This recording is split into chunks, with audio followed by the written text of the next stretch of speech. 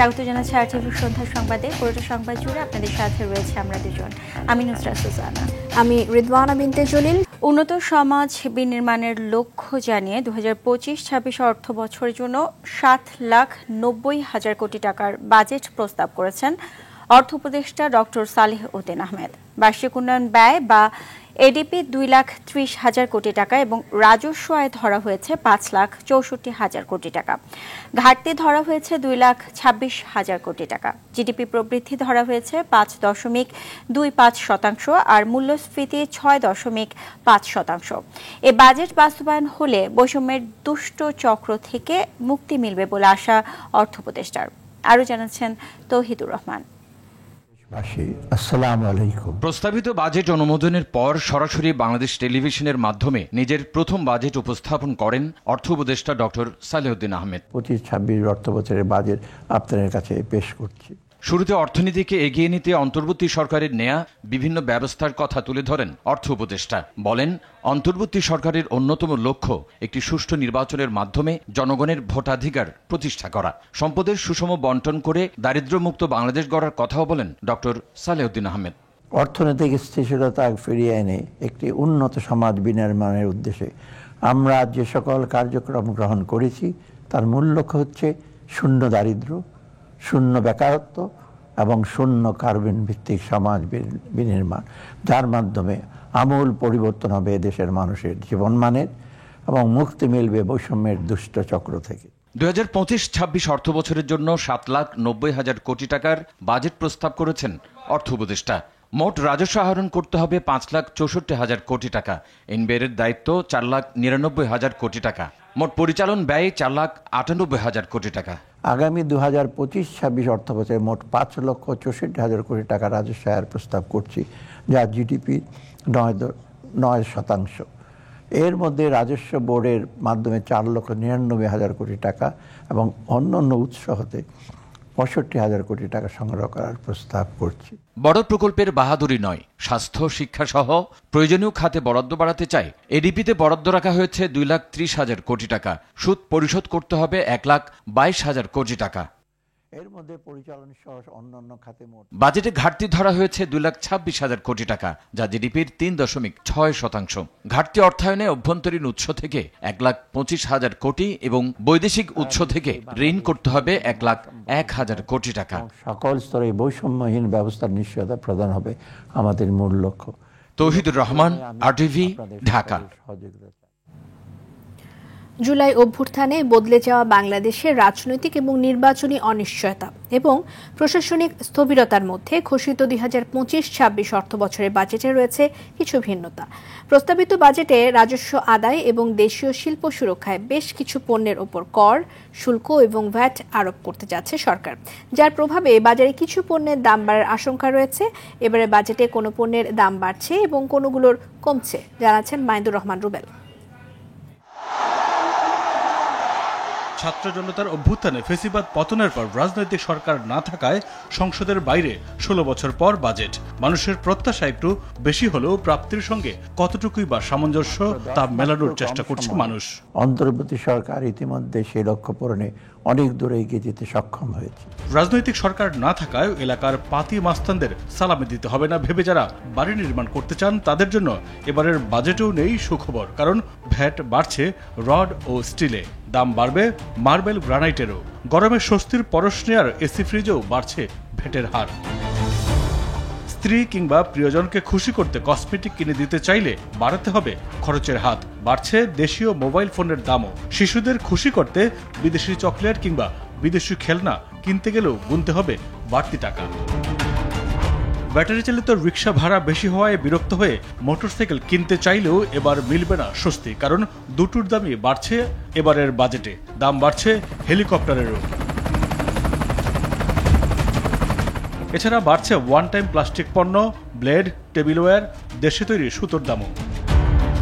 এত মূল্য বৃদ্ধিতে বাড়বে টেনশন, আর টেনশন কমাতে যারা ধূমপান করেন তাদের জন্য নেই ভালো কোনো খবর। গত কয়েক বছরের মতো এবারও বাড়ছে সিগারেটের দাম। কর আদায়ের দক্ষতা বৃদ্ধির লক্ষ্যে রাজস্ব ব্যবস্থাপনাকে মূল্য বৃদ্ধির খবরে যখন নাবিশ্বাস সাধারণ মানুষের, তখন স্বস্তির খবর হলো কিছুটা কমছে সয়াবিন তেল ও চিনির দাম, কমছে মাটি ও পাতার তৈরি পণ্যের দাম। এলএনজি আমদানিতে প্রত্যাহার হচ্ছে ভ্যাট, ফলে বাড়ছে না বিদ্যুতের দাম, খানিক কমছে সিলিন্ডার গ্যাসের দামও। এছাড়া জ্বালানি তেলের দাম কমার খবরে কিছুটা স্বস্তির বাতাস সাধারণের মাঝে। বিগত সরকারের রেখে যাওয়া সংকটাপন্ন অর্থনীতিকে স্বাভাবিক অবস্থায় ফিরিয়ে আনার লক্ষ্যে বড় সুখবর, নিত্য প্রয়োজনীয় পণ্যের ঋণপত্রে কমছে উৎসে কর, কমছে ভূমি নিবন্ধনেও। চামড়া শিল্পে দেওয়া হচ্ছে শুল্ক ছাড়, সাশ্রয়ী মূল্যে মিলবে ক্রিকেট ব্যাট, অর্থশাস্ত্রে হবে বিদেশি জুসে, কমছে সংবাদপত্রের নিউজ প্রিন্ট কেনার খরচ। এছাড়া পিভিসি পাইপ ও কপার ওয়্যার সহ বেশ কিছু পণ্যের দাম কমছে এবারের বাজেটে। সম্পদের সুষম বন্টন ও বৈষম্যহীন বাংলাদেশ গড়া এবারের বাজেটে অন্যতম লক্ষ্য। মাইদুর রহমান রুবেল, আরটিভি, ঢাকা। পরিবহন ও যোগাযোগ খাতে গুরুত্ব দিয়ে প্রস্তাবিত বাজেটে উন্নয়ন ব্যয় ধরা হয়েছে 2,30,000 কোটি টাকা। বড় 5 খাতে বরাদ্দ দেওয়া হয়েছে 70%। অপ্রয়োজনীয় ব্যয় কমাতে বিদায়ী অর্থ বছর থেকে 35,000 কোটি টাকা কম বরাদ্দ দেওয়া হয়েছে উন্নয়ন ব্যয়ে। সামাজিক নিরাপত্তা খাতের গুরুত্ব বিবেচনায় নতুন অর্থ বছরের জন্য 1,16,731 কোটি টাকা বরাদ্দের প্রস্তাব করা হয়েছে। খান আলমিনের রিপোর্টে থাকছে বিস্তারিত। দেশের অর্থনীতিকে গতিশীল রাখতে সবচেয়ে বেশি ভূমিকা রাখে পরিবহন ও যোগাযোগ খাত। প্রতি বছরই বাজেটে এই খাতকে বেশ গুরুত্ব দেওয়া হয়। এবারও তার ব্যতিক্রম নয়। 2,30,000 কোটি টাকার উন্নয়ন ব্যয়ের মধ্যে 58,973 কোটি টাকা বরাদ্দ দেওয়া হয়েছে এই খাতে। দ্বিতীয় সর্বোচ্চ 32,392 কোটি টাকা বরাদ্দ দেওয়া হয়েছে বিদ্যুৎ ও জ্বালানি খাতে। তারপরই রয়েছে শিক্ষা খাত, 28,557 কোটি টাকা বরাদ্দ থাকছে শিক্ষার উন্নয়নে। একটি শক্তিশালী অর্থনৈতিক কাঠামো বিনির্মাণে বিজ্ঞান, প্রযুক্তি, কারিগরি শিক্ষার কোনো বিকল্প নেই। তাই এবারের বাজেটে বিজ্ঞান ভিত্তিক, প্রযুক্তি নির্ভর ও কর্মোপযোগী শিক্ষার পরিবেশ তৈরি এবং যুব কর্মসংস্থানকে বিশেষ অগ্রাধিকার দেওয়া হয়েছে। গত অর্থবছরে উন্নয়ন ব্যয় ছিল 2,65,000 কোটি টাকা। অপ্রয়োজনীয় ব্যয় কমাতে বিদায়ী অর্থবছর থেকে 35,000 কোটি টাকা কম বরাদ্দের কথা জানিয়েছেন অর্থ উপদেষ্টা। উন্নয়ন ব্যয়ের 1,44,000 কোটি টাকা সরকারি তহবিল এবং 86,000 কোটি টাকা আসবে বৈদেশিক ঋণ থেকে। সুবিধাভোগীর সংখ্যা এবং মাথাপিছু বরাদ্দ উভয় বৃদ্ধি করার দিকে নজর দিয়েছে। সামাজিক নিরাপত্তা খাতের গুরুত্ব বিবেচনায় আগামী অর্থ বছরে 1,16,731 কোটি টাকা বরাদ্দের প্রস্তাব করা হয়েছে। এর মধ্যে পেনশন বাদ দিয়ে সামাজিক নিরাপত্তায় থাকছে 91,297 কোটি টাকা। সম্পদের ন্যায্য বন্টন এবং বৈষম্যহীন বাংলাদেশ গঠনে এ বরাদ্দ গুরুত্বপূর্ণ ভূমিকা রাখবে বলে জানান অর্থ উপদেষ্টা। ভারসাম্য রক্ষা করে একটি যৌক্তিক ও বাস্তবায়নযোগ্য বাজেট প্রণয়নই হবে এ বাজেটের একটি অন্যতম উদ্দেশ্য। বাজেটে জুলাই গণ অভ্যুত্থানের শহীদ পরিবার ও আহতদের জন্য 405 কোটি 20 লাখ টাকা বরাদ্দের প্রস্তাব করা হয়েছে। জুলাই গণ অভ্যুত্থানের স্মৃতি সংরক্ষণ, শহীদ পরিবার ও আহতদের পুনর্বাসন করার কথা জানিয়েছেন ডক্টর সালেউদ্দিন আহমেদ। জুলাই গণ অভ্যুত্থানের শহীদদের পরিবার এবং আহতদের জন্য 425 কোটি 20 লক্ষ টাকা বরাদ্দ রাখার প্রস্তাব করছি। খান আলামিন, আরটিভি। আপাতত বিদ্যুতের মূল্য না বাড়ানোর সিদ্ধান্ত নিয়েছে অন্তর্বর্তী সরকার। একই সঙ্গে চলতি বছরের মধ্যে অভ্যন্তরীণ উৎস থেকে 648 মিলিয়ন ঘনফুট এবং 2028 সালের মধ্যে স্থানীয় কূপ থেকে অতিরিক্ত 1,500 মিলিয়ন ঘনফুট গ্যাস উত্তোলনের পরিকল্পনা নিয়েছে সরকার। চলতি বাজেটে বিদ্যুৎ এবং জ্বালানি খাতে 32,392 কোটি 26 লাখ টাকা বরাদ্দ রাখা হয়েছে, যা এ বাজেটের দ্বিতীয় সর্বোচ্চ খাত। এর মধ্যে বড় অংশই থাকবে ভর্তুকিতে। বকেয়া পরিশোধ করে টেকসই জ্বালানি খাত গড়াই হবে আগামী অর্থ বছরের মূল লক্ষ্য। শাকিবুর রহমানের রিপোর্ট। অর্থনীতির অন্যতম চালিকা শক্তি বিদ্যুৎ ও জ্বালানি খাত, কিন্তু বিগত সরকারের সময় এ খাতে ব্যাপক অনিয়ম দুর্নীতি হয়। জ্বালানির ব্যবস্থা না করে বিদ্যুৎ কেন্দ্র স্থাপন, অতিরিক্ত ক্যাপাসিটি চার্জ ও আমদানি নির্ভরতায় ঋণের বোঝায় নাজুক হয় এই গুরুত্বপূর্ণ খাত। বছরের পর বছর বড় অঙ্কের বাজেট বরাদ্দ ও ভর্তুকি দেয়া হয়েছে এ খাতে। 2024-25 অর্থ বছরে মূল বাজেটে বিদ্যুৎ ও জ্বালানি খাতে 40,000 কোটি টাকা বরাদ্দ রাখা হলেও সংশোধিত বাজেটে তা বেড়ে দাঁড়ায় 62,000 কোটি টাকায়। 2025-26 বাজেটে এ খাতে 32,392 কোটি টাকা বাজেট বরাদ্দ রাখা হয়েছে। বিদ্যুৎ খাতে স্বচ্ছতা ও জবাবদিহিতা নিশ্চিত করার লক্ষ্যে আগামী অর্থ বছর ঋণের অর্থ পরিশোধ করে টেকসই বিদ্যুৎ ও জ্বালানি খাত করতে চায় অন্তর্বর্তী সরকার, যার লক্ষ্যে এবছরের মধ্যে অভ্যন্তরীণ উৎস থেকে 648 মিলিয়ন ঘনফুট গ্যাস সরবরাহ ও 2028 সালের মধ্যে স্থানীয় কূপ থেকে 1500 মিলিয়ন ঘনফুট গ্যাস উত্তোলনের পরিকল্পনা নিয়েছে অন্তর্বর্তী সরকার। বিদ্যমান উচ্চ মূল্যস্ফীতির প্রেক্ষাপটে নীতিগতভাবে আমরা বিদ্যুতের মূল্য আপাতত না বাড়ানোর সিদ্ধান্ত নিয়েছি। বিদ্যুৎ খাতে প্রদত্ত ভর্তুকির পরিমাণ ক্রমান্বয়ে হ্রাস করার লক্ষ্যে বিদ্যুৎ উৎপাদনের সার্বিক ব্যয় 10% কমানোর পরিকল্পনা হাতে নেওয়া হয়েছে। 2040 সালের মধ্যে দেশের মোট বিদ্যুৎ শতকরা 30% নবায়নযোগ্য থেকে নেয়ার সিদ্ধান্ত ছাড়াও 2028 সালের মধ্যে 3400 মেগাওয়াট বিদ্যুৎ পরিচ্ছন্ন উৎস থেকে উৎপাদনের লক্ষ্যমাত্রা গ্রহণ করা হয়েছে। নবায়নযোগ্য জ্বালানি নীতিমালা 2008 যুগোপযোগী করে নতুন একটি নীতিমালা প্রণয়নের কার্যক্রম চূড়ান্ত পর্যায়ে রয়েছে। জ্বালানি নিরাপত্তা নিশ্চিত করতে সরকার নিজস্ব উদ্যোগে তেল গ্যাস অনুসন্ধান ও উৎপাদন বৃদ্ধি উদ্যোগ গ্রহণ করেছে। বিদ্যুৎ ক্রয় চুক্তি পর্যালোচনা, বিদ্যুৎ উৎপাদন ব্যয় কমাতে এনার্জি অডিট সহ নীতিগত বিভিন্ন সিদ্ধান্তের কথা তুলে ধরেন অর্থ উপদেষ্টা। পরিচ্ছন্ন উৎস থেকে উৎপাদনের লক্ষ্যমাত্রা নির্ধারণ করা হয়েছে। শাকিবুর রহমান, RTV, ঢাকা। দর্শক, এই মুহূর্তে বক্তব্য রাখছেন ঢাকা চেম্বার অফ কমার্সের সভাপতি তাসকিন আহমেদ। আমরা সরাসরি চলে যাচ্ছি সেখানে। আপনি যদি একটু অ্যাড করেন একটু কম্প্রিহেন্সিভ ভাবে আমাদের হ্যাঁ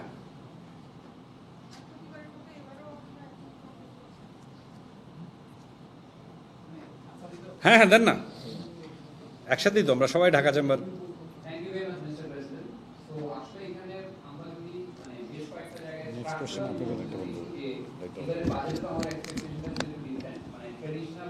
প্রত্যেকবার একই আকাম করলে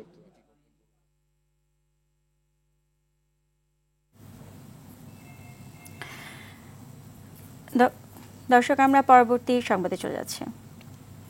অন্তর্বর্তী সরকারের প্রস্তাবিত বাজেট আগের সরকারের ধারাবাহিকতা বলে মন্তব্য করেছেন বিএনপির স্থায়ী কমিটির সদস্য আমির খসরু মাহমুদ চৌধুরী। বলেন, রাজস্ব আয়ের সাথে বাজেটের আকার সামঞ্জস্যপূর্ণ হয়নি, বাজেটের মৌলিক বিষয়গুলোতে গলদ রয়েছে। বিকেলে রাজধানীর হোটেল সারিনায় সাংবাদিকদের এসব কথা জানান তিনি। বাজেটের আকার আরও ছোট হওয়া উচিত ছিল জানিয়ে তিনি আরও বলেন, আগামী সরকারের জন্য এই বাজেট বাস্তবায়ন কঠিন হবে। বাজেটের আপনার রাজস্ব আয়কে ভিত্তি করে আসলে এই বাজেটের আপনার রাজস্ব আয়কে ভিত্তি করে আসলে বাজেট করা উচিত। তাহলে আপনার প্রাইভেট সেক্টরে মানি ফ্লোটা থাকলো, তার বিনিয়োগ থাকলো এবং ইন্টারেস্ট রেটটা কমে আসলো, আপনার বিদেশ থেকে ঋণটা কমে আসলো, ঋণ সার্ভিসিং কমে, যে সুদের হার, সুদটা কম পেমেন্ট করতে হবে, কিন্তু সেই জায়গা থেকে আমরা খুব একটা সরে আসতে পারি নাই। সুতরাং আমি মনে করি এই মৌলিক জায়গাটাই গলতটা রয়ে গেছে।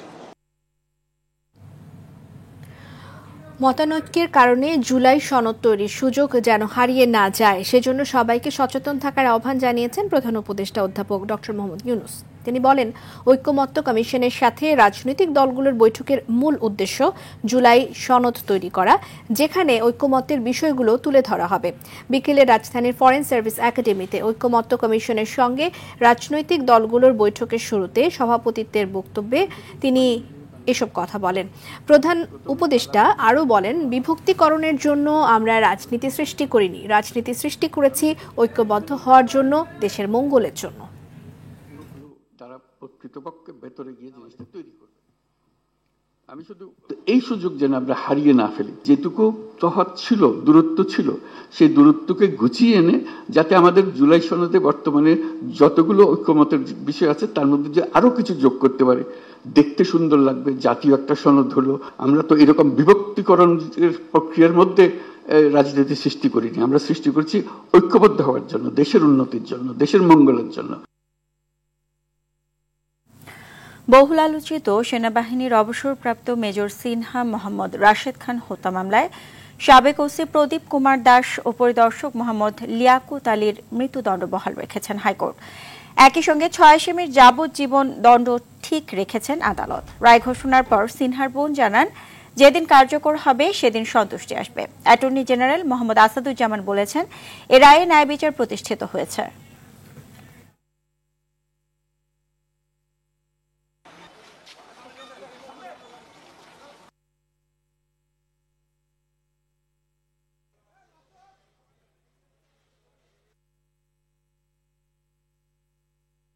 বিচারিক আদালতের যে রায় ছিল 2 জনের ফাঁসি, লিয়াকত এবং প্রদীপ এবং বাকি যে 6 জনের যাবজ্জীবন সেইটা বহাল রেখেছে। অন্য জরিমানা সহ এবং অন্য যে আপিলগুলো ছিল খালাসের এবং শাস্তি বৃদ্ধি করার, সেইটা তারা খারিজ করে দিয়েছে। 5,64,000 কোটি টাকা রাজস্ব লক্ষ্যমাত্রা নিয়ে প্রস্তাবিত হয়েছে 2025-26 অর্থবছরের বাজেট। এই লক্ষ্যমাত্রা পূরণে ভ্যাট, আমদানি রপ্তানি শুল্ক সহ রাজস্ব বোর্ড নিয়ন্ত্রিত উৎসের লক্ষ্যমাত্রা নির্ধারিত হয়েছে 4,99,000 কোটি টাকা। জাতীয় রাজস্ব বোর্ড বহির্ভূত উৎসের মোট লক্ষ্যমাত্রা 19,000 কোটি টাকা। কর বাদে অন্যান্য সরকারি আয়ের মোট লক্ষ্যমাত্রা ধরা হয়েছে 46,000 কোটি টাকা। অন্যদিকে 2,26,000 কোটি টাকার ঘাটতি পূরণে ব্যাংক এবং অন্যান্য দেশীয় উৎস থেকে আসবে 1,25,000 কোটি টাকা এবং বাকি 1,01,000 টাকার সংস্থান হবে বৈদেশিক ঋণ ও অনুদান থেকে, যা জিডিপি 9%। এর মধ্যে রাজস্ব বোর্ডের মাধ্যমে 4,99,000 কোটি টাকা এবং অন্যান্য উৎস হতে 65,000 কোটি টাকা সংগ্রহ করার প্রস্তাব করছি। 2025-26 অর্থবছরের প্রস্তাবিত বাজেটের ঘাটতির পরিমাণ দাঁড়াবে 2,26,000 কোটি টাকা। মোট ঘাটতির মধ্যে 1,25,000 কোটি টাকা অভ্যন্তরীণ উৎস হতে এবং 1,01,000 কোটি টাকা বৈদেশিক উৎস হতে নির্বাহ করার প্রস্তাব করছি। এবার অন্যান্য প্রসঙ্গ। আইনি প্রক্রিয়া মেনে জামায়াত খুব অল্প সময়ের মধ্যে নিবন্ধন ফিরে পাবে এমন আশ্বাস দিয়েছেন নির্বাচন কমিশন। একথা জানালেন জামায়াতের সহকারী সেক্রেটারি জেনারেল হামিদুর রহমান আজাদ। প্রধান নির্বাচন কমিশনার এএমএম নাসির উদ্দিনের সঙ্গে বৈঠক শেষে কথা জানান তিনি। বলেন, আপিল বিভাগের আদেশ অনুযায়ী জামায়াতে ইসলামী দাঁড়িপাল্লা প্রতীক পাবে, এর ব্যত্যয় হওয়ার সুযোগ নেই। জামায়াতের সহকারী সেক্রেটারি জেনারেল হামিদুর রহমান আজাদের নেতৃত্বে 6 সদস্যের প্রতিনিধি দল বৈঠকে অংশ নেন। গতকাল জামায়াতের নিবন্ধন অবৈধ ঘোষণা করে 2013 সালের হাইকোর্টের দেওয়া রায়কে বাতিল করেন সুপ্রিম কোর্টের আপিল বিভাগ। সম্মানিত সাংবাদিক বন্ধুগণ, ওনারা আমাদেরকে পজিটিভলি রেসপন্স করেছেন এবং অফিসিয়াল প্রসিডিউর যতটুকু সময় লাগে ভেরি আর্লি এজ পসিবল এটা দ্রুত ওনারা কার্যকর করবেন বলে আমাদেরকে পজিটিভলি জানিয়েছেন। অফকোর্স এটা আমাদের রাইট, এটা কোর্ট বলেছে, আদালতের মাধ্যমে আমরা পেয়েছি। দেশের বিভিন্ন স্থানে আজও ভারী বৃষ্টি হয়েছে। সিলেটে উজানের ঢলের প্রভাব বেড়ে যাওয়ায় কুশিয়ারা নদীর পানি 3টি পয়েন্টে এবং সুরমার পানি 1টি পয়েন্টে বিপদসীমার উপর দিয়ে প্রবাহিত হচ্ছে।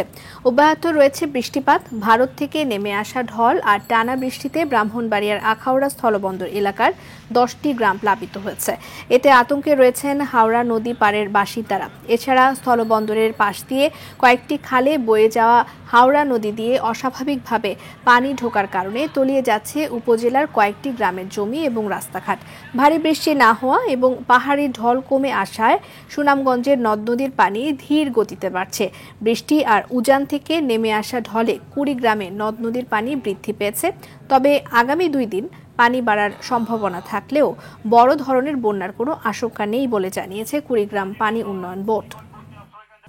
খেলার খবর। বাংলাদেশ ও সিঙ্গাপুর ম্যাচের টিকিটের দাবিতে বাফুফের সামনে অবস্থান নিয়েছে দেশের ফুটবলের সমর্থক গোষ্ঠী বাংলাদেশ ফুটবল আলট্রাস। বিকেলে বাফুফে ভবনের সামনে টিকিট না পাওয়া পর্যন্ত অবস্থান করবে বলে জানায় আলট্রাস সদস্যরা। এ সময় তারা বলেন, অসময়ে ফুটবলের পাশে থাকা সমর্থক গোষ্ঠী বাংলাদেশ ফুটবল আলট্রাসের পক্ষ থেকে গত 12 মে থেকে কয়েক দফা আলোচনার পর বাফুফের কাছে 2,000 টিকিট চাওয়া হলে ফেডারেশন তাদের 100 টিকিট দেওয়ার কথা জানায়। বাফুফের এমন প্রস্তাবনাকে ফুটবল সমর্থকদের সঙ্গে রসিকতা বলে মনে করেন তারা। সন্ধ্যার সংবাদ এই পর্যন্তই। রাতের সংবাদ 11:15টায় দেখার আমন্ত্রণ রইল। ধন্যবাদ সবাইকে। সবাইকে ধন্যবাদ।